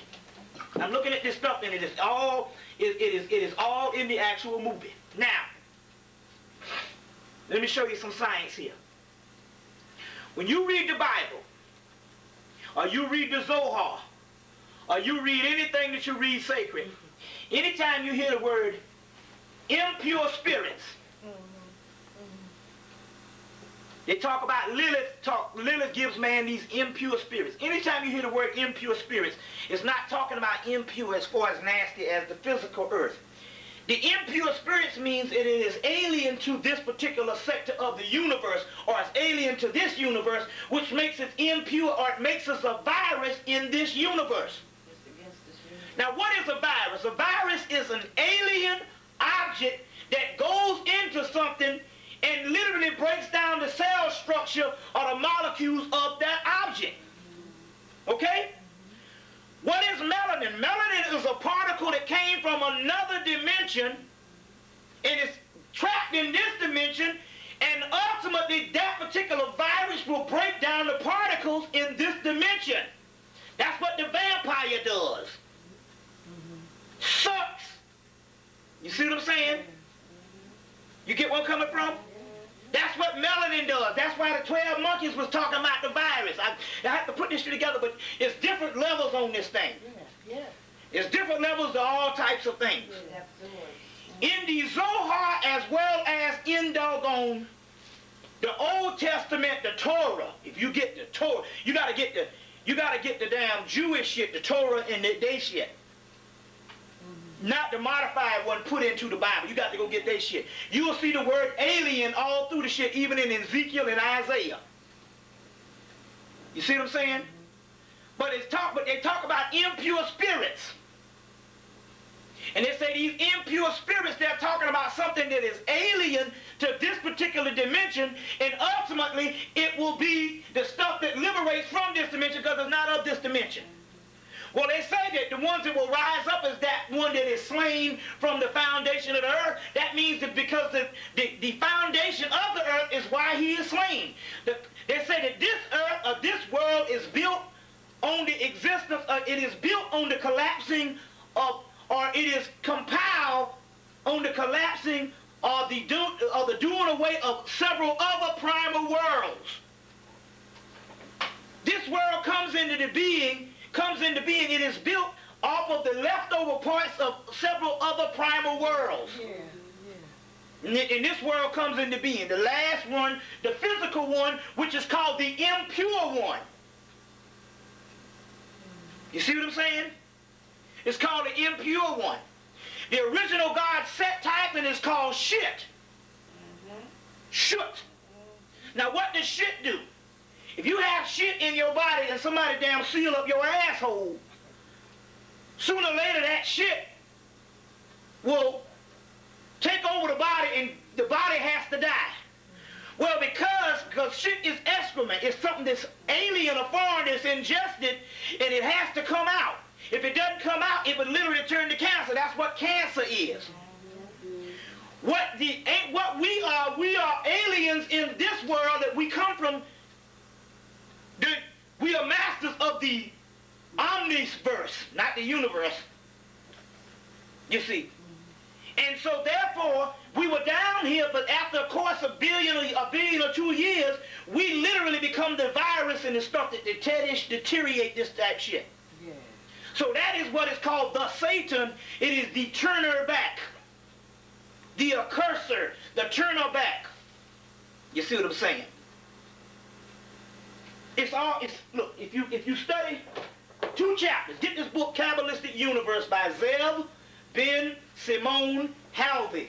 Zev Ben Simon Halvey, H-A-L-E-V-I. a Kabbalistic universe. If you study 2 chapters, you can study the whole book, but the chapter called, there's a chapter in here called the imperfection. They're saying that this world is an imperfected world. Then you study the chapter on evil. But in the imperfected world, this is what it says right here in this chapter. It says in this particular chapter, they say, I'm going to show you this thing. It is said that everything comes from God. Nothing can emanate from any place else. Therefore, if God is nothing, therefore is God, and the nothing else exists unless God brings it into being. Therefore, even evil must originally come from God. So we must conclude that if God is good, then evil must also be a form of good. Even though in a particular time and place, it may appear to be the anti-God. Now, what does this thing mean? It's the concept of, if I come up in here and take a bomb and blow up this house, you be like, that's some fucked up shit. That was some evil stuff for you to do, to tear up the Lila house. But what about if this house was a damn 200 years old and the termites was eating it up and it was leaning to the side? If I take the same bomb, you might go good riddance. It just depends on what end of the spectrum we are on. But we are on the end of the spectrum where everything must be destroyed. But it cannot be destroyed by the maintenance of love. We'll get into that in a few minutes in the theology of hate. We're talking about a concept of energy. You see what I'm saying? And we're talking about the great beyond of the gods that's coming back to do this, but we have to do this, but we have to do this with the right mind, and you have to eliminate all love that you have for this dimension, because this dimension is keeping us down. You get where I'm coming from here? You see, it's keeping us down, you see. You know that the ultimate chaos symbol is also the spider web, the mother Zudicaius. Go and get the movie Phantom, not Phantoms, the Phantom, and look at the Brotherhood that is supposed to have the skulls, and they got this spider web on them. That's also the ultimate black dot of the chaos thing, or the mother Zudicaius, or what they call the word Hebrew, comes from also the word her web. That's in the metaphysical dictionary, Fillmore's book. You see what I'm saying? But the name of the book, the Brotherhood in the movie The Phantom, not Phantoms, is the sane Brotherhood, which comes from the word ain, which means chaos. You will see the skulls, the 3 skulls, but it's a skull also represents the angel of death. That's why you see the skull in the crossbow. Phantom is born in a cave, educated in America. You see? Phantom is given a ring. If you study Jason in the Argonauts, he first is given a ring, a signet ring. Solomon is also given a ring, also represents the ring of consciousness. Right. You see the same, but he's born in a cave. Jesus is what? Born in a cave. Batman is a cave, which is the ultimate vampire, which is talking about something else on another level. So, let's deal with this. The 5 books of Moses is a reflection of the version, the 5 books of Moses is a retranslated version of the Hemmitt corpus. The book of Tahuti, which Moses is also representing Tahuti. You got the staff of Moses, you got the staff of Tahuti. You got the laws of Tahuti, you got the laws of Moses. The staff of Tahuti becomes the staff of Moses, who parts the Red Sea. The staff of Tahuti parts the Kundalini, the same Red Sea is the Kundalini rising up, parting the blood vessels of the physical body, or Moses lifting up the serpent in the wilderness. It's all the same shit. The Exodus story is a fusion of the Hermetic myths fused into history, but before it was history, it was in actuality the Asclepius Hermetic thing that I talk about in Walter Scott's book Hermetica and all that. The Kabbalah is nothing but a Hebrew version of the Hermetic tradition. You see. So what they'll do is the Hebrew thing, that the Hermetic tradition, which is the Egyptian thing, what these people will do is they will translate it into Hebrew and then they'll destroy the Egyptian shit. That's what they do with a lot of this particular stuff. You see. So these white people deal with this Kabbalah. We know we found the Kabbalah on the temple walls of Komombo in Egypt, but the Kabbalah is nothing but the Hermetic myths. They got other forms of the Hermetic. There was 37,000 papyrus rolls. There was Zohar and all that is nothing but a part of that 37,000 papyrus rolls that they retranslated into the Hebrew Kabbalah, and then they destroyed the damn text. You see what I'm saying? And you see, that's what they do with a lot of this particular stuff. So the staff of Hootie becomes the tree of life. You see what I'm saying? You see what I'm saying?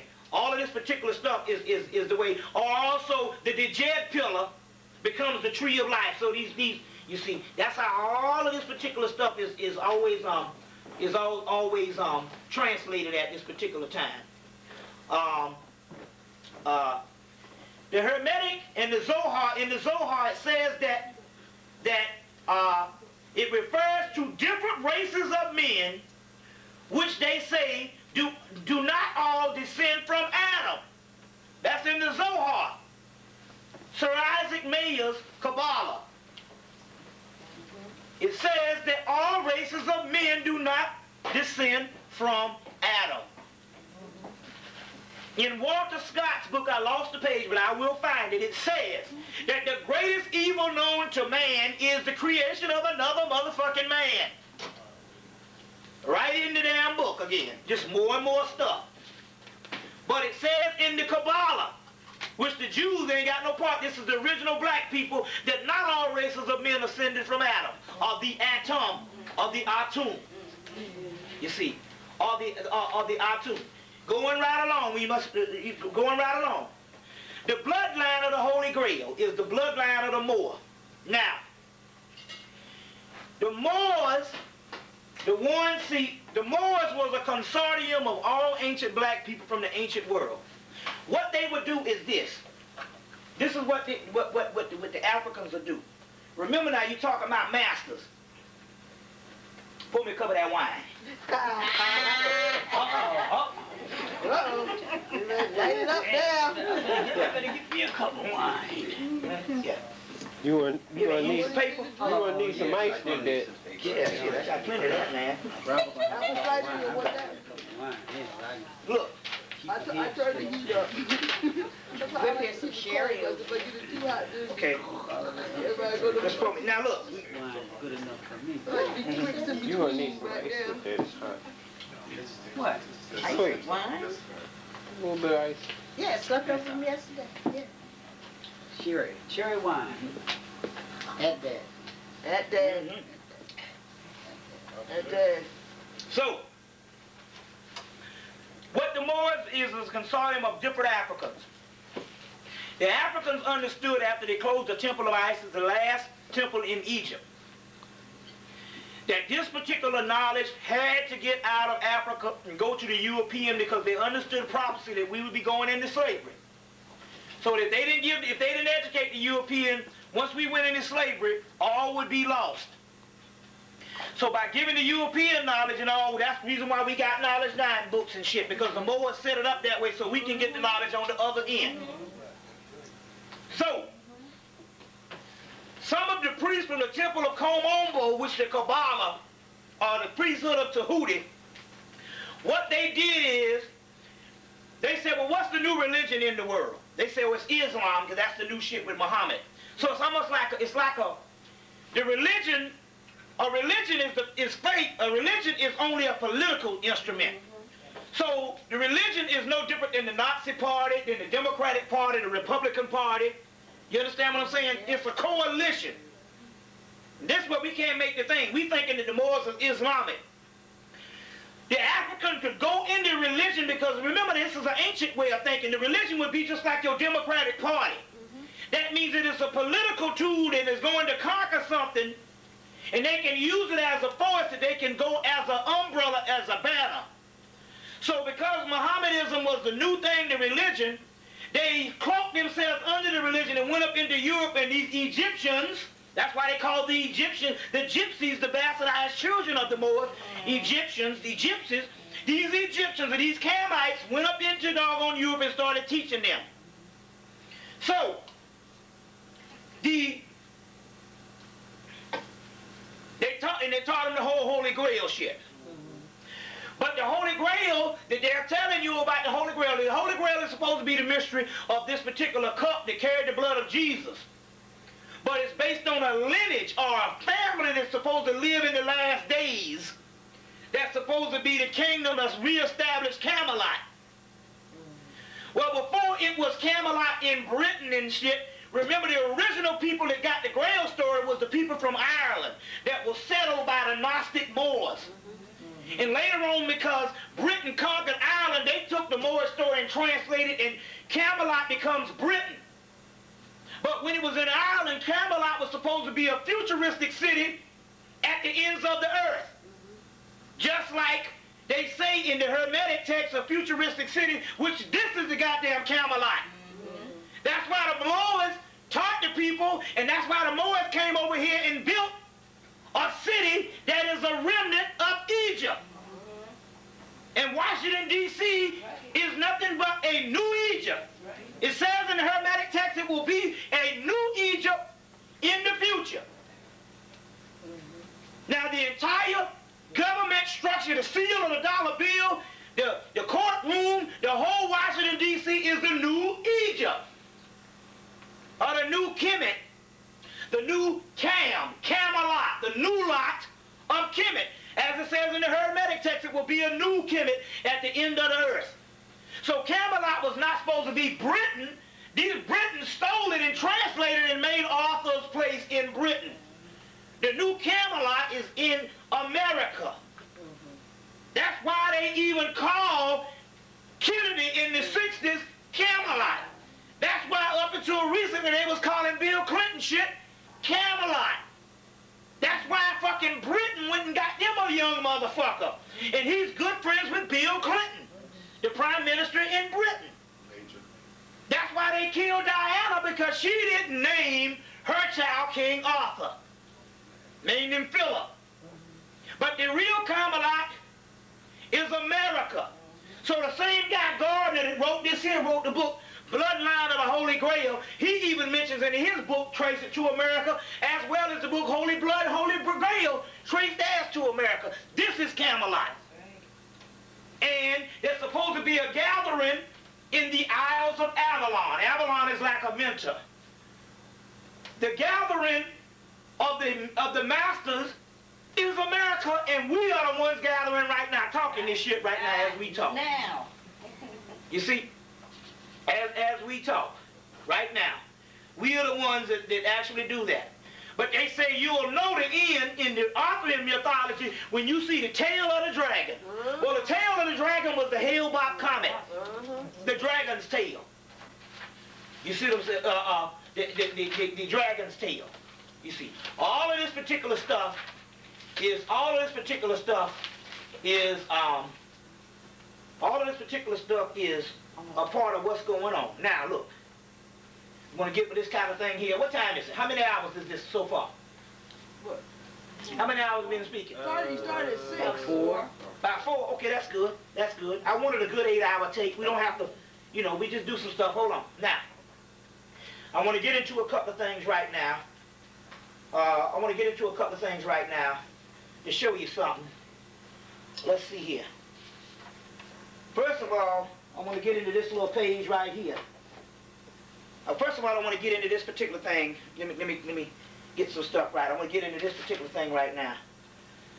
Go back and get the movie Species 2. Species 2. Species 1. In Species 1, she kidnapped this woman and cut off her thumb and fooled the people. But she got the woman on the bed. And she says, she's supposed to be an alien. And she says, You know, at night I have dreams about who I am.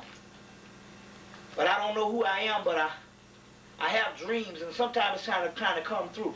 And then she looks at the other woman and says, do you know who you are? And to say, motherfucker, you don't even know who the hell you are. You on the earth and you don't even know who you are. What's your origin? And the woman all scared and all.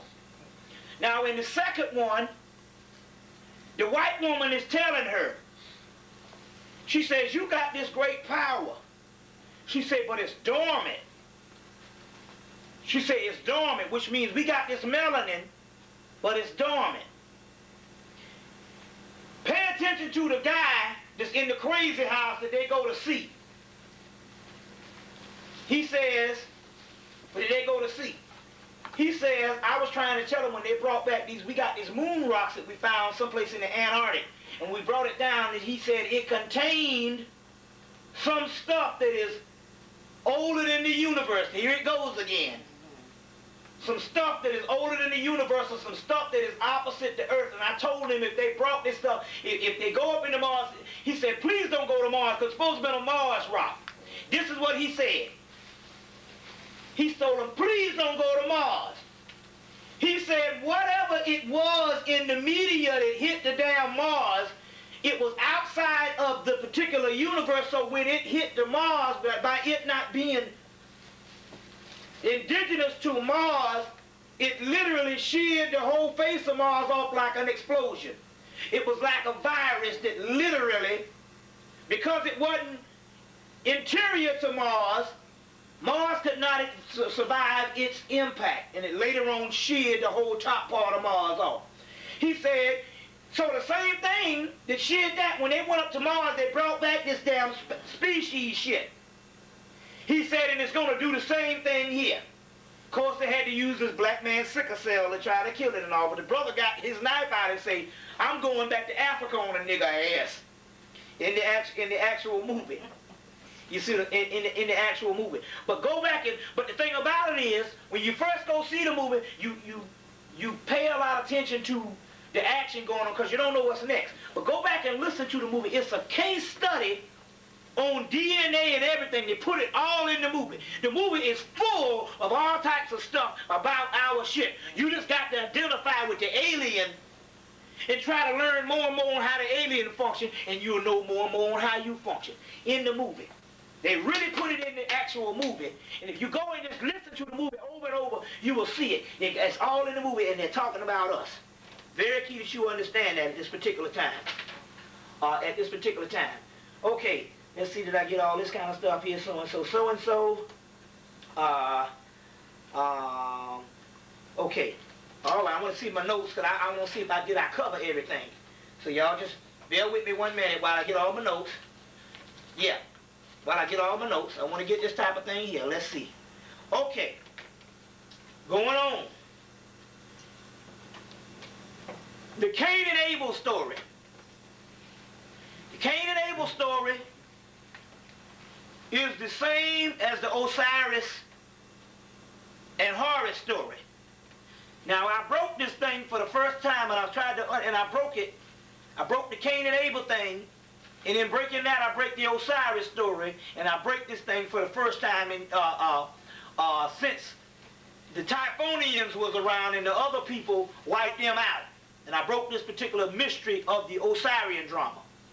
We know that Cain was first, and then his brother Abel was born, and Cain killed Abel. You know the biblical story. You know that Osiris, Set Typhon actually was first born, and then Osiris was born.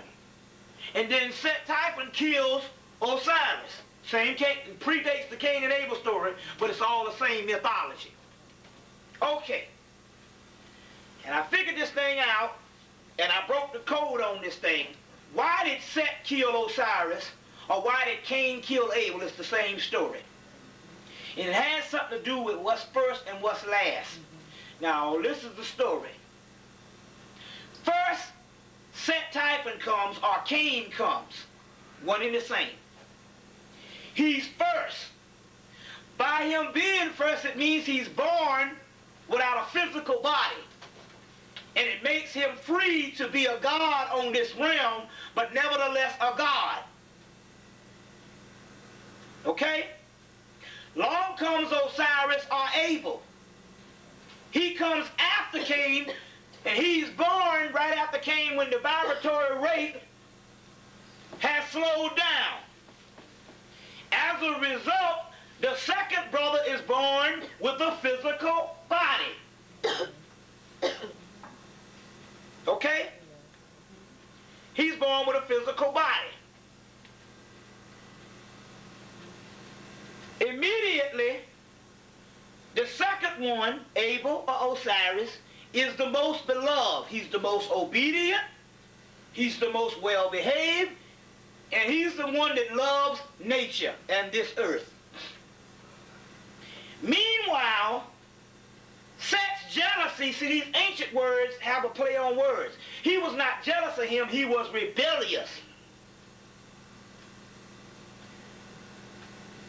Meanwhile, Set, or Cain, realizing because he's higher entity, he doesn't have the physical body. The physical body restricts. The physical body restricts you, which means you can't see spiritually, you can only see with the physical eyes. And you are seeing this kind of beauty when there's a higher celestial beauty. Well, how much? What? It cut off again? I gotta change state. Oh, okay. Okay, go ahead. Right. You gotta get this.